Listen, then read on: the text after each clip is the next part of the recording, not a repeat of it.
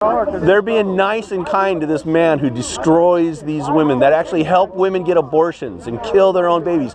You're trying to befriend him, all right? Make him feel comfortable in without his sin. That's right. Jesus died for him, and what you're doing is you're making that cheap. It's called cheap grace. No, because we're not saying what you're doing is right. We're not. We're not. Are you telling him what he's doing is wrong and that he will go to hell? Share with him. Did you tell him he'll go to hell? No, you don't want to tell him he's going to hell? I personally have not told him that. Okay, well, he thinks he's going to heaven, and that he's a good Christian. He thinks he's a good Christian because he's not judgmental, and that he'll help any whore, any prostitute get an abortion or do anything they want to do.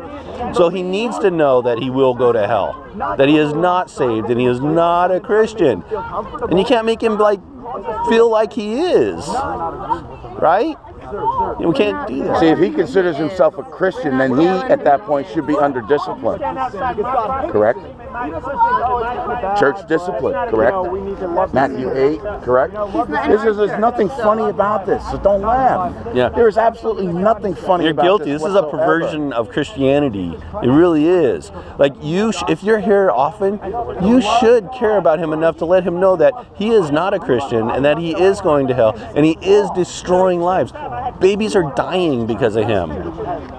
We all mess up. We don't do ministry like we should, right? There's always a place to learn.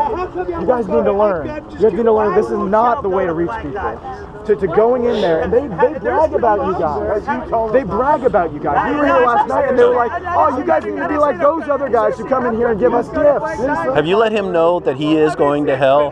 That he cannot whore out women? That he cannot help women get abortions? We was telling him a minute ago. We was telling him, I was like, God doesn't have this. That's a better job that God has. That's very different than what he. Yeah, but are you telling him that he's actually going to hell and that he should not be helping women get abortions when they get pregnant from having sex? No, but I'm meeting him where he is. I'm telling him. You got to do that, man. Dude, that's what Jesus said. He said, because then he won't let you park in your parking lot once you do that. Yeah. He'll reject you and say, look, that's not the God that I want to serve. That's not my God. There they are, hugging. Look at that. It's all good.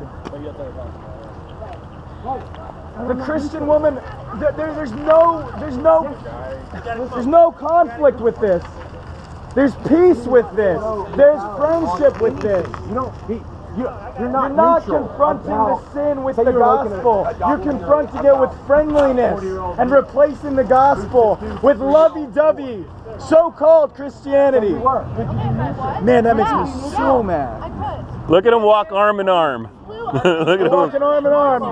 Man, if you could be neutral about that, that's a problem.